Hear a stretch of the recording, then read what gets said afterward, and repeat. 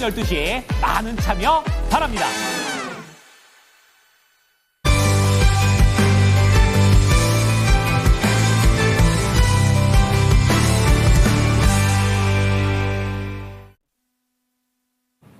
네, 인더스트리 클럽 시간입니다. 오늘은 유진투자증권 이혜니 선임연구원 모시고 이야기를 나눠보겠습니다. 네, 연구원님 안녕하십니까? 자, 그러면 이혜니 연구원과 함께하는 오늘의 주제 먼저 공개를 하겠습니다. 주제 띄워주시죠. 트럼프 상호관세의 부활, 소비재 산업 영향은 이렇게 잡게 됐습니다. 이 관세 때문에 참 떠들썩한 오늘 하루의 시장 모습인데, 사실 오늘만큼 또 시장에 화제가 됐던 이슈가 최근에 있었죠. 공매도 재개가 되면서 시장에서는 화제가 된 바가 있습니다. 공매도 거래 비율 1위가 이 호텔 신라였다고 하는 것 같더라고요. 유통기업들이 상위권에 좀 포진해 있던데 그 이유부터 좀 풀어보도록 하죠. 네, 말씀하신 것처럼 공매도 재개 첫날에 이제 유통에 있는 기업들이 굉장히 많이 이제 공매도 상위권에 올라와 있습니다. 네. 그 이유를 좀 말씀드리면 첫 번째는 실적 부진 우려가 있을 것 같아요. 최근에 이제 물가도 비싸지고 금리도 비싸졌기 때문에 금리가 그동안 낮아졌지만 그래도 그렇죠. 많이 높아졌기 때문에 소비 위축이 좀 지속되면서 1분기 실적에 대한 좀 시장 기대치가 좀 높았던 것 같습니다. 그렇지만 지금 작년 4분기에 이제 많은 이슈들이 있었는데 그 사건 대비해서는 소비 심리도 많이 올라오고 있고 또 시장 기대치도 많이 올라왔기 때문에 이미 낮아진 시장 기대치를 부합할 가능성이 큽니다. 그리고 두 번째로 이제 호텔 신라가 이제 공매도 상위에 항상 올라와 있는데 호텔 신라 같은 경우에는 중국에 대한 면세 기대감이 소멸했다는 점이 가장 큽니다. 이제 호텔 신라가 중국 관광객들이 앞으로 들어오게 되면은 따이공들도 비즈니스를 재개하고 그러면 실적이 좀 올라가지 않을까라는 기대감이 그동안에 있었는데 그게 이제 실제 회복세가 굉장히 더디고요.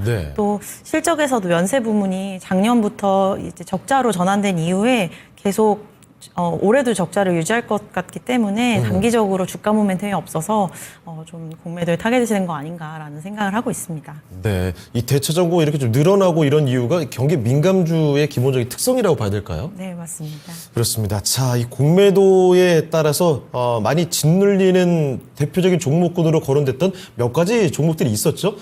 지금 많이 어려움을 겪고 있는 2차 전지도 대표적인 그런 종목군들이었는데 의외로 유통기업들이 상위권에 포진해 있어서 그 이유를 좀 짚어봤습니다. 실적 부진에 대한 우려감 여전히 있을 수밖에 없고 게다가 중국 리오프닝에 대한 이런 기대감이 좀 소멸이 되면서 이 점이 주가를 좀 흔들게 되는 그런 모멘텀으로 작용이 된 것 같습니다. 자, 그리고 사실 요즘에 정치적인 이야기 상당히 좀 많이 나오고 있는데 그래서 이런 질문도 드리겠습니다.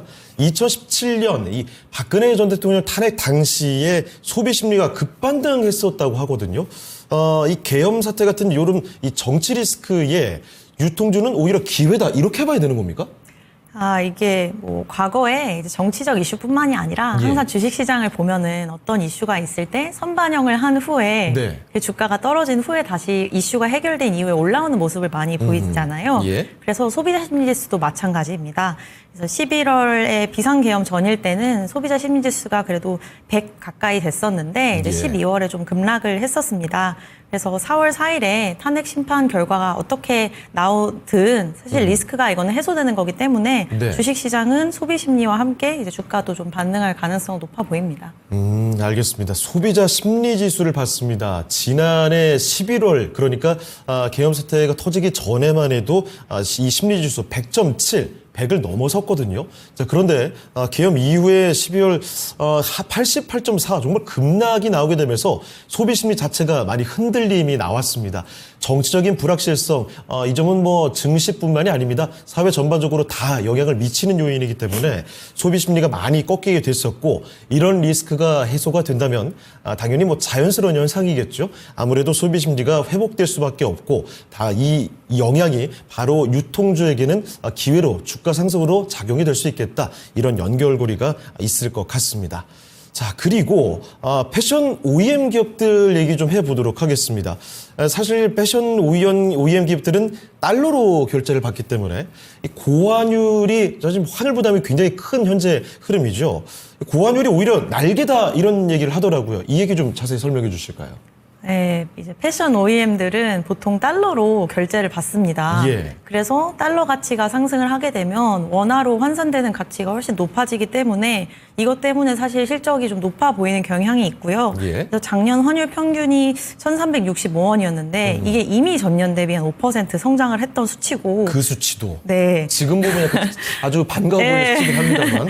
또 올해도 1,300원 후반에서 1,400원까지 다들 예상을 하고 계시기 때문에 또 여기서 2% 성장이 나오게 됩니다. 그래서 이렇게 되면은 또 환율이 올라가면은 이제 기업 실적이 올라가게 되니까 좀 기대되긴 하는데 지금 예. 오늘 영업무역이랑 한세실업 주가 보시면 깜짝 놀라실 거예요. 네. 굉장히 많이 떨어지고 있거든요. 오. 사실은 이제 환율의 영향은 아주 단기적인 거고 진짜 큰 폭으로 떨어지고 네, 있네요. 맞습니다. 한세실업이. 저렇게 네. 많이 떨어지는 거구나. 네, 왜 많이 떨어지냐면 역시 트럼프 관세 영향일 텐데요. 예. 이제 한세실업과 영업무역의 생산 기지가 동남아에 많이 있습니다. 이번에 그 베트남만 해도 46%인가요? 네, 뭐 방글라데시, 네. 뭐 다른 그런 동남아국 베트남은 더 높습니다. 예. 3개국 평균에서 50%가 넘어가기 때문에 그렇게 크게 매겼습니까? 네, 와. 그래서 저희 이제 이 기업들이 하락을 하고 있다라고 이해해 주시면 되고 환율보다는 지금 OEM들은 조금 더 트럼프 관세에 집중해서 봐주시면 될 것 같습니다. 네. 지금 영업무역을 잠깐 좀 주가를 띄워주셨는데 네. 12% 급락. 저는 오늘 이렇게까지 떨어지고 있는 줄 몰랐거든요. 정말 급락이 나오고 있어서 놀라게 됩니다.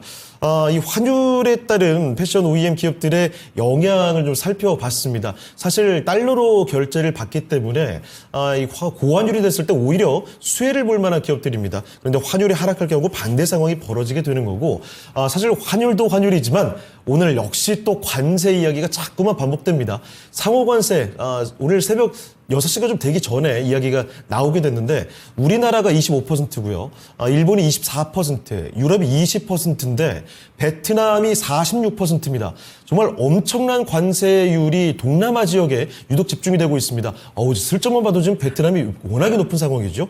그런데 패션 OEM 기업들의 공장이 그쪽에 좀 많이 있기 때문에 이 영향을 비켜갈 수가 없다는 점도 같이 파악해 둬야 될 것 같습니다. 상호관세 이야기를 역시 하루 종일 할 수밖에 없는데요. 자, 그러면 이 얘기를 계속 또 이어가 보도록 하겠습니다.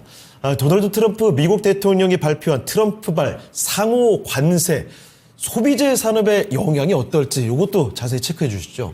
소비재 중에서는 관세 영향 가장 많이 언급되는 게 화장품일 텐데요. 예. 아까 언급해 주셨던 것처럼 주요 국가별 상호 관세율은 한국이 25%고 중국이 34%, 네. 그리고 일본이 24%였어요. 그래서 이제 주요 우호국이라고 중국 빼고는 불리는 한국이랑 일본의 관세율이 생각보다 높았기 때문에 맞아요. 그래서 화장품 산업도 15에서 20% 정도면 그래 우리가 감내해 볼게라고 했었는데 이게 25%까지 나오니까 시장이 조금 충격을 많이 받은 것 같습니다. 소위 뒤통수를 맞은 격이죠. 네. 그래서 보통은 이런 정책 발표 전에 주가가 하락하다가 이런 발표가 정확하게 나오게 되면 주가가 바닥을 다지고 올라가는 모습인데 지금 그런 모습에서는 벗어난 것 같고요.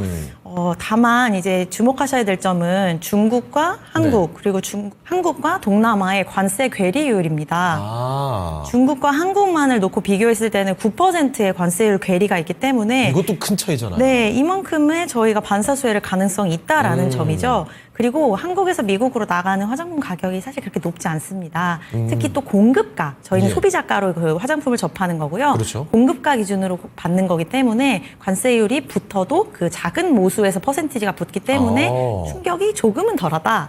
네, 이렇게 말씀드릴 수 있을 것 같아요. 그리고 마지막으로 미국의 현지 브랜드들이랑 이제 네. 한국 인디 브랜드들이랑 열심히 싸우고 있는 거잖아요. 그렇죠. 근데 그러면 그 미국 현지 브랜드들의 생산 기지도 알아야 됩니다. 미국의 현지 브랜드들이 결국에는 중국, 베트남, 뭐 동남아 이런 동남아시아권에서 제품을 수입을 하는 거기 때문에 아까 말씀드렸던 정말 고 관세율로 적용을 받습니다. 그래서 이런 절대적인 기준이 아니라 상대적인 관세율로 봤을 때는 한국이 조금 낫다. 네. 이렇게 봐주시면 될 것 같아요. 그렇습니다.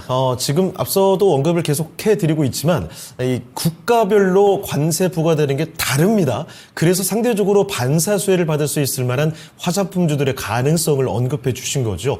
중국과만 비교해도 중국이 34%, 우리나라가 25%니까 여기서 9%의 차이가 나죠. 거기다가 동남아 비교하면 사실 더 많이 차이가 벌어지기 때문에 이 점도 간과할 수가 없겠고요. 게다가 미국 향으로 요즘에 화장품 수출을 정말 많이 이야기를 하지 않겠습니까? 미국 수출 1위 소식을 얼마 전에 전하기도 했는데 미국 쪽으로는 공급가가 그리 높지 않아서 이 영향을 크게 받지는 않을 것으로 보입니다. 자, 그러면 이 브랜드 기업과 ODM 기업 좀 나눠서 좀 살펴볼 수 있을까요? 네, 브랜드랑 ODM 살펴서 보게 되면 예. 사실 ODM 선호하고 있고요. 네. 그 ODM을 선호하는 이유는 생산 기지를 굉장히 다변화해놨기 때문입니다. 뭐 국내 대형 ODM사가 이제 코스맥스랑 한국콜마 이렇게 있을 텐데 두 회사 다 한국, 미국, 중국, 동남아에 생산 공장을 다 보유하고 있습니다. 그래서 어디서든 이제 전천후 대응이 가능하고요. 그리고 사실 미국이 원하는 거는 미국에서 생산을 하는 거잖아요. 그렇죠. 네, 그래서 다 미국에서 우리나라에서 해. 네, 근데 이제 맥스랑 콜마 둘 다 미국 법인이 있습니다. 그래서 이제 뭐 미국에 있는 진출한 여러 브랜드들이 우리 어떡하지? 관세율 너무 높으니까 미국에서 생산할게라고 하면은 네, 우리 준비해놨어 할 수 있는 상황입니다. 그래서 ODM 기업이 상대적으로는 브랜드 기업보다는 조금 저는 준비를 잘 해놨다라고 말씀을 드리고 있고요. 예. 또 브랜드 기업 입장에서는 아까 말씀드린 것처럼 어쨌든 이 물건을 미국에 갖다가 팔 때 관세율 괴리 차이가 한국이 훨씬 낮기 때문에 예. 이런 부분에서는 저희가 메리트가 있다 이렇게 말씀을 드리고 있습니다. 네. 자, ODM 기업과 브랜드 기업들 각 나눠서 좀 이야기를 드렸는데 화장품주에 대한 이야기도 꼭 한번 체크를 해보시면 좋겠습니다. 자, 그러면 이번에는 유통주 흐름 전반적으로 좀 보도록 하겠습니다. 유통 같은 경우에 최근 주가 흐름 괜찮았었는데 그 향후 전망을 어떻게 봐야 되는지 요거 얘기 좀 전해주시죠.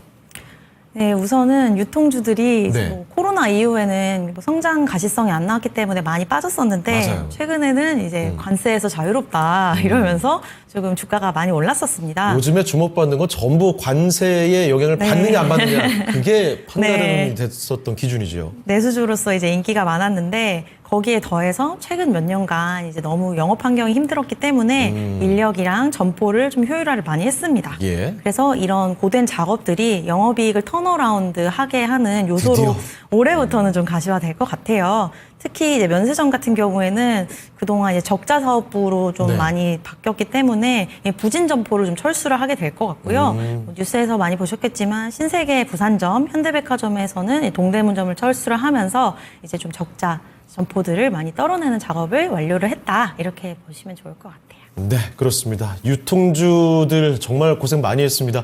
어느 순간부터 유통주에 대한 언급이 많이 줄어들면서 좀 갖고 계신 분들이나 관심 두고 계시는 분들은 고생을 좀 많이 하셨을 텐데 이제 점점 더 달라지는 시선들이 느껴집니다. 최근 몇 년 동안 정말 인력, 점포들 효율화 작업들이 계속 진행이 돼서 드디어 실적이 턴어라운드 되는 기대감이 이제는 생기게 됐습니다.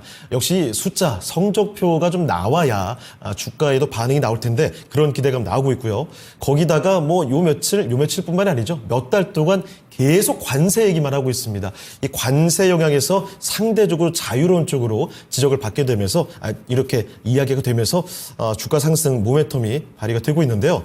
자, 그러면 이번에는 탑픽주 이야기 좀 체크를 해보겠습니다. 탑픽주 어떻게 꼽아볼 수 있을까요? 섹터와 종목들. 네, 화장품 ODM 가장 편안하게 좋아하고요. 예. 그동안은 계속 코스맥스 말씀을 드렸는데 네. 한국콜마로 살짝 바뀌어갈 때가 된 것 같아서 그래요? 특별한 이유가 있을까요? 한국콜마 말씀드리고 있습니다. 예. 왜냐하면 한국의 화장품 산업은 사실 해외 시장이 얼마나 실적을 내느냐에 따라서 움직이는데 그렇죠. 예전에는 항상 그래서 화장품이면 네. 중국 소비주 맨날 맞습니다. 이렇게 불렀잖아요. 네. 사실 작년 하반기까지는 이제 미국 상반기에는 잘하다가 하반기에 이제 피크가 우려 때문에 좀 빠졌어요. 맞아요. 그러다가 연초부터는 이제 중국 기대감으로 중국 매출 비중이 높은 코스맥스가 막 움직였는데 이제는 사실은 중국에 대한 중국 소비가 턴어라운드에 대한 기대감이 실적으로 붙기는 아직 어렵습니다. 네. 그래서 또 실적이 안 나오면 또 주가가 사르르 빠질 거기 때문에 결국 실적이 기대되는 미국에 베타가 있는 종목으로 가시는 게 저는 맞다라고 생각하고 있고 미국으로. 그게 저는 한국콜마라고 생각하고 있습니다. 예. 이제 한국콜마의 미국 고성장이 연내 지속될 것 같다라고 말씀을 드립니다. 네. 그래서 한국콜마가 미국 실적이 전년 대비해서 지금 100% 넘는 성장을 보여줄 것 같아요. 100% 넘어요? 네, 그리고 대단합니다. 흑자 전환에도 성공을 할 것 같습니다. 예. 이 이유가 미국 법인에서 수주를 받고 있는 브랜드 제품이 계속 히트를 치고 있고요. 네. 원래 한 브랜드가 한 번 상승세를 타면 계속 잘하잖아요. 네, 그렇죠. 그래서 그런 게 벌어지고 있는 것 같고 또 상반기에는 그 브랜드가 아닌 좀 저희가 들어봄직한 굉장히 유명한 브랜드들 수주랑 이제 생산도 이루어지기 때문에 미국 실적에서 굉장히 기대되는 부분이 많습니다. 그리고 뭐 간단하게 한국 인디 브랜드 같은 경우에는 네. 계속 지금 전 세계 뷰티 시장을 이끌고 있거든요. K-뷰티 뭐 네. 대단합니다, 요새. 그게 뭐 너무 많이 들으셔서 식상해지셨겠지만 예. 이게 계속되고 있습니다. 그래서 이거는 한국콜마랑 코스맥스 둘 다 가지고 가는 장점이기 때문에 대형 ODM들이 중소형 ODM보다는 업황도 낮다. 이렇게 봐주시면 좋을 것 같아요. 그렇습니다. 자, 다픽 섹터는 화장품 ODM으로 그중에서도 오늘은 한국 콜마에 집중을 해서 설명해 주셨습니다. 참고를 해보시면 좋겠고요. 오늘 함께해 주신 이혜니 연구원은 아쉽지만 여기서 보내드리도록 하겠습니다. 네, 연구원님 오늘 말씀 고맙습니다. 네, 유진투자증권 이혜니 선임연구원과 함께 오늘 유통주에 대한 상세한 이야기 남겨드렸습니다. 참고해 보시고요. 오늘 시작해 주시면 여기서 마무리하도록 하겠습니다. 지금까지 다양한 투자 판단에 대한 도움 말씀을 드렸습니다. 하지만 특정 종목의 상승과 하락을 보장하지 않는다는 점 꼭 기억을 해주시고요. 저희는 내일 이 시간에 다시 뵙겠습니다. 고맙습니다.